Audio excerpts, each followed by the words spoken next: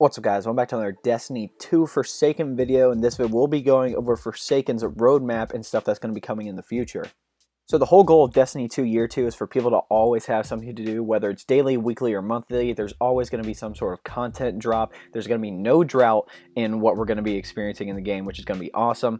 Update 2.0 has obviously been implemented, but it allows you to see and play around with all the changes that occurred inside of D2. Anything like the weapon slot changes, the director rework, new milestone system, and a bunch of other stuff. Vault space has also increased from 300 to 500, thank the Lord, because random rolls are going to be coming in. I'm definitely going to want to save a lot of different weapons that I'm going to be getting, and probably some of the new gear that's going to be coming as well. The main topic of this video we're going to be going over is seasons, and there's going to be 4 seasons inside of Year 2 itself. So the first one, Season of the Outlaw. Obviously, this is going to be the first one whenever Forsaken drops, right? So the campaign and Gambit are going to be the first things we focus on, and then in Week 2, on September 14th, we'll get access to the Last Wish raid inside the Dreaming City.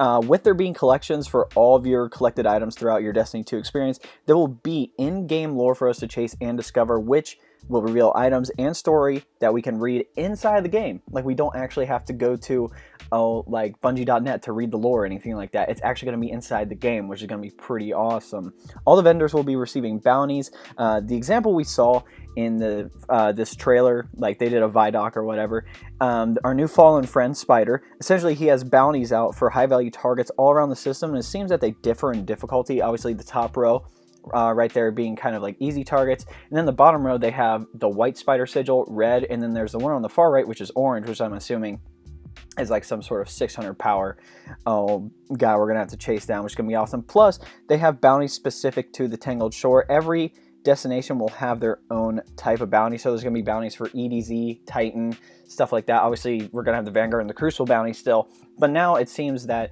the new way we're gonna like up our ranks is going to be through completing bounties, which is good. I definitely like doing that over collecting tokens, but it's going to be awesome. All right, so on top of access to the Tangled Shore, we'll get access to an awoken hub known as the Dreaming City. We've seen about this endgame destination a lot.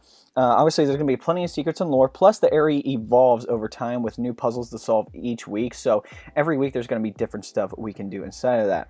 We'll also be receiving triumphs, except now they're available all year round. Instead of just having the moments of triumph like we did in Souls of Heroes and stuff like that, we're going to have triumphs that we can complete throughout the year, which is going to be pretty interesting. And what's going to be pretty cool is once you complete a full set of specific objectives under the triumphs, you actually get a title for your character. The example we see is this one called the Chronicler. I'm assuming that means you have to collect a certain amount of lore or something like that. Maybe there's one called Lore Master, I don't know, but still it's going to be pretty awesome. Like if you see somebody with a title that is really hard to get, you're going to be like, wow, that person is freaking awesome.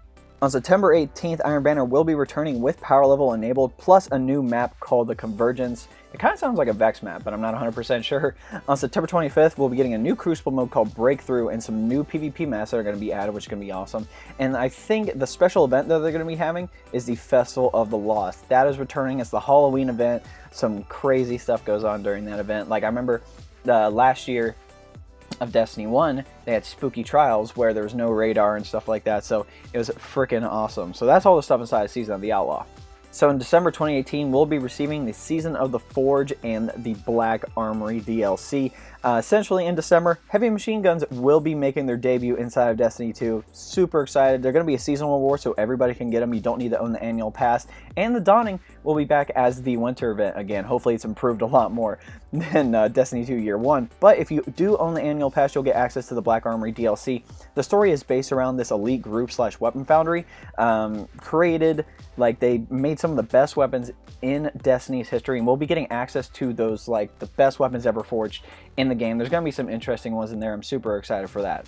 In spring of 2019, we'll be receiving the Season of the Drifter and the Joker's Wild DLC. Obviously, you'll get access to all the seasonal rewards inside of Season of the Drifter, but if you own the annual pass, you'll obviously get to play Joker's Wild. So this expansion will go over the Drifter, what his purpose is, why he's here, why he's carrying a big rock on the back of his ship, and a bunch of other stuff. I'm assuming it's going to be some sort of lore thing that we're going to be able to discover. Like, I know he says like the words like use the darkness or something like that whenever you play Gambit through, like, I've seen some Gambit gameplay and he says those words in there, so I'm hoping we'll be able to get a deeper inside look onto like why he's doing what he's doing and basically what it is he's trying to do.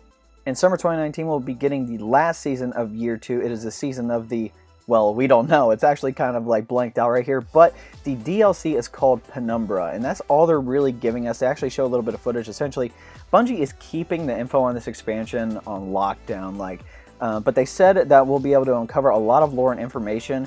They want to make it kind of like the Whisper of the Worm quest, where it's like this super secret thing. There's going to be a lot of different lore and stuff like that. It's going to be pretty awesome.